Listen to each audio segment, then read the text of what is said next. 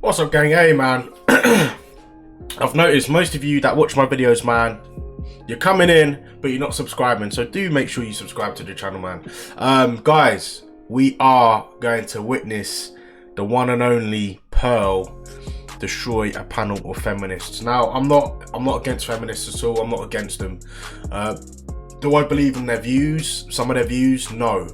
I feel like some of them tend to limit themselves and their potential of who they can become as a person, and they blame it on men. They blame it on the fashion of men and their ways, and I don't necessarily believe that. I feel like in the Western world today, you can, as a woman, and again, I don't want to speak on the behalf of women, but I'm just saying from my experience and what I can see in the Western world today, because I'm from the UK, right? We are in the Western world, right? I see women, man, they can get any job. They make, OnlyFans, you can start up your own business now, drop shipping, all these things. Like, no man is preventing you of doing that or starting that or getting into that kind of process. And that's why I don't really believe in this whole patriarchal society. Yeah, years ago, 200-300 years ago, it was different, absolutely. But today, I don't really think there's still an ongoing patriarchy unless you're living in the Middle East. But if we're talking about the Western world, UK, US, come on, like some European countries as well, it's like the women now have freedom. You have freedom to do what you want, man. Like, and again, if there are limitations to you as yourself, that has nothing to do with every other female. That has nothing to do with men. That's not men's problems that you're in a certain situation or a certain outcome.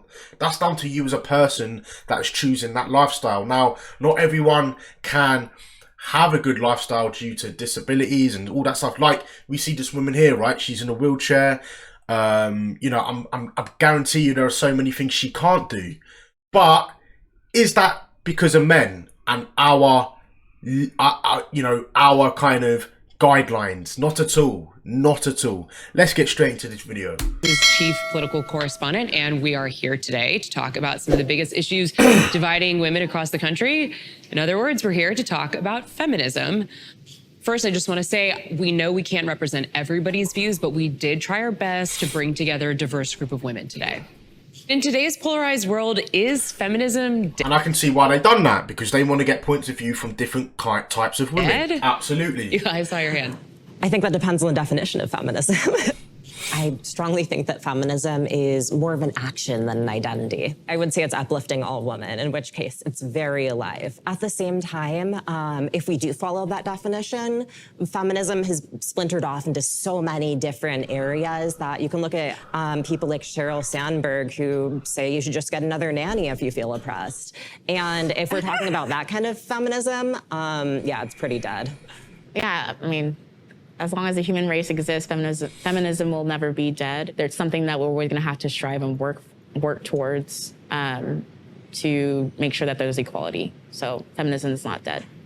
I don't know that it can die. As long as there's power and oppression, there will be people fighting for equity. And until that somehow goes away, feminism is alive and well. I think feminism isn't actually about equality. It's about equality when it benefits us. I think feminism is really about women wanting special privileges and treatment at the expense of men often. And I think it's alive and well, sadly.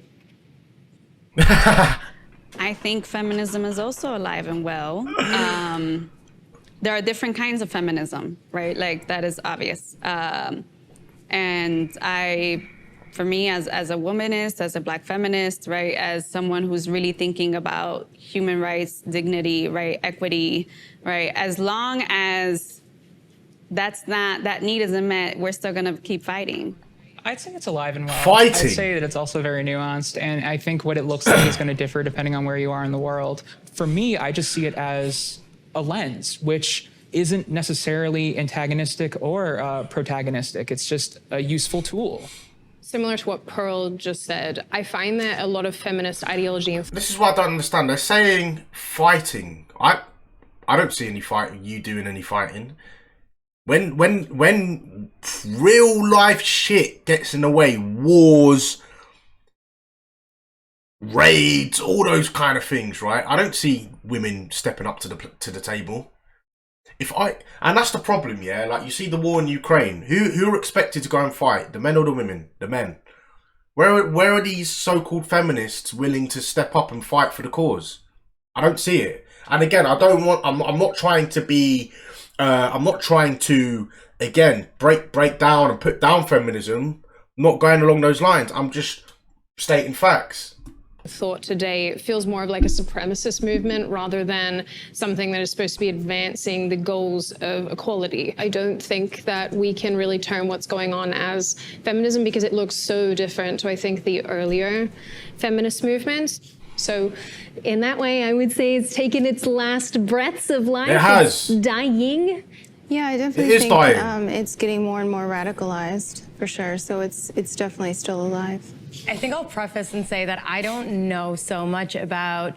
Do you think, yeah, if the Western world, yeah, if people were oppressed, women were oppressed, they would even be on this podcast show? Do you really think that? Do you really think there would be so-called women wearing suits, wearing blazers on this podcast show if there was such a thing called men men oppressing women in the Western world?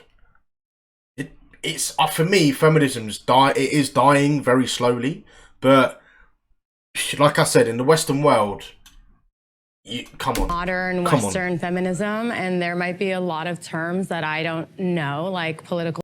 Easy Wheel started as my college project, and we now sell our wheel covers all around the world. Jargon and stuff.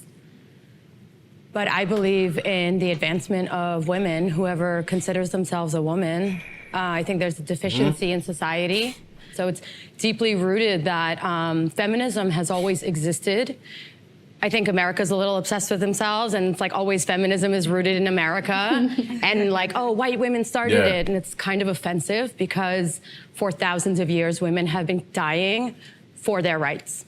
I think as a Black woman specifically, when you talk about feminism, yeah, the mainstream first thing you think about is a certain type of feminism that tends to exclude still, even today, even with intersectional feminism, exclude African-American women. And it's always kind of done that. And also upper middle class white women has predominantly been the face of what we quote unquote consider feminism. I think feminism is attempting to say, okay, the first thing we agree on is that there are barriers and friction to what I need and what I want based on the fact that I'm a woman. What it ignores is that, and what privilege is that you may not have to think that being a woman and being a Black woman and being a Black woman who has a disability, for example, impacts you further. You have more barriers, you have more friction, you are less able to get what you want. You're undervalued in a way that's like, okay, well, you know, that's life. That's what I mean by equity, and that we're able to, without friction, all get the same needs met. Yeah. But that's the problem with that is, yeah. So this is if she based the argument on not just women and male, but this is like a world thing. Like this is both women and men, because let's just say that African American woman was indeed disabled, let's say. Who's going to get more rights, the white woman or the Black woman? Okay, let's just go the white woman will, right? But it's like, what's that got to do with men? Yep. Yeah, see, I disagree with that. I think life is easier if you're a girl. Actually, I think there's a lot of benefits that men don't have. I'm not going to speak anything to race. I'm just talking about gender specifically. It's usually like an excuse. Like, honestly, I think as a girl, you have equal opportunity in the world. I think there's benefits. Like, for example, we have quotas for women in specific jobs that are given to us that aren't given to men. So yeah, I would say it's easier being a girl. Just from a viewpoint over here, though, it seems there's a lot of pretty privilege in what you're saying, and that you're white and you present. Do you think I'm pretty? Thank you. I think that you present in a way that beauty standards have accepted. And so they call me ugly on the internet all the time. They be roasting me daily, I swear to God. I don't mean to say I think you're gorge. I just mean that there are a certain value that we give to certain bodies. I mean, let's also dig into why and these men. quotas exist. And that why happens these, to men as well. Because we want special treatment. What are you on about? No, it's because there have historically and presently in most jobs been fewer women, and because of sexism. How is it Oh. sexism when we have no barriers today? So we Oh. can It doesn't have barriers. Women don't have You barriers. serious? Women, yeah. What's We have stopping no you? You can do barriers. whatever you want. I stopping can you? or you can. What's See, stopping you? this is where it's getting personal now. This is where it's becoming personal. It's not. This is now becoming a debate about individuals. It's not a debate about genders now. You see, As a woman. As a woman. See, That ignores a lot that I'm a woman with a disability. So there's a lot stopping me that you don't have to think about. Well, as I said yeah, but that's got nothing to do whether you're even if you're a man. It would be the same outcome. That makes no sense. Women. I'm not. You're speaking for yourself. You're speaking as an a able-bodied woman. I That is understand. Represents white. Of course, there's going to be other barriers if you're disabled. I'm sure. Like I'm talking about as a woman. So you're I just would going to agree. ignore Women have it easier. Yes, I would agree. What? You're just going to ignore the pay gap, regulation over bodies. Pay gap has been disproven and debunked Pay gap doesn't endlessly, exist. my friend. It doesn't. That's so It's funny. the industries that women pick. Let's talk about it. There's a pay gap, but it's because women don't want to do the hardest industries. I don't think it's that simple. I think that's an oversimplification. I think the fact of the matter is that women structure their lives differently to men.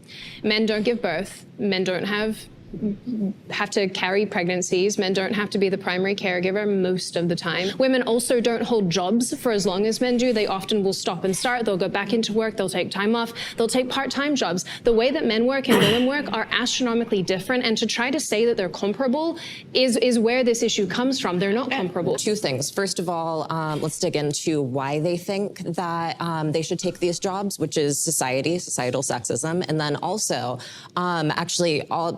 Department of Labor, all statistics, at least speaking in the US, have found that when compared for the same jobs, there still is a pay gap, particularly when it pertains to race. Because 60% of women have never asked for a raise. So how can you complain about your pay if you don't ask for it? Why are they not asking? What happens when women ask for a raise? Sorry, I've been wanting to say something, but I want to be respectful. I don't want to interrupt people, and I want to let them finish their thoughts. Jump in, but you know, go through the wall. It is a very privileged label, right, to be able to say that you're feminist, right? And I say that because I come from a working class background of Dominican immigrant parents. My mother would not necessarily identify as a feminist. I look to my mother, and I do think of her as a feminist. A lot of my ideas and my empowerment comes from seeing her like survive and put food on the table. When I'm thinking about but you have to do that. Feminism, This is what I'm saying, man. Like all these arguments, this is where I get so annoyed because all these arguments, and again, with the disabled woman, God bless her soul, there are going to be limitations with her, her situation. And again, that doesn't mean, it would be she would be in the same boat even if she was a man, and that's the problem we have here. But again, all these arguments are about other things, other people. Like you're talking about oppression and all these things and equal right. Listen, that shit isn't happening where you live. What are you talking about? We're talking about women in the Western world here. We're not talking about women in the Middle East. We're not talking about women in, should I say, oppressed countries in Europe. We're talking about these women are from either the UK, US, or Australia.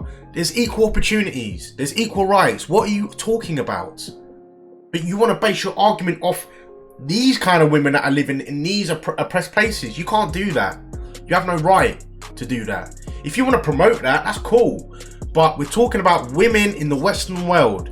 You have every single equal right given to you. You have every single opportunity to make more money than men. And again, the argument goes, it flows with women. They don't want to work full-time jobs. They don't want to work 7 days a week. I know guys that work 7 days a week in security, 7 days a week, in construction, 6 days a week. Women don't want to do that. They want to go on the weekend and party and club and see their friends and maybe end up settling down, having a baby. Then, now I've got a kid. I don't want to work. I can't work because I've got to look after the kid. That's your choice. That's got nothing to do with the man.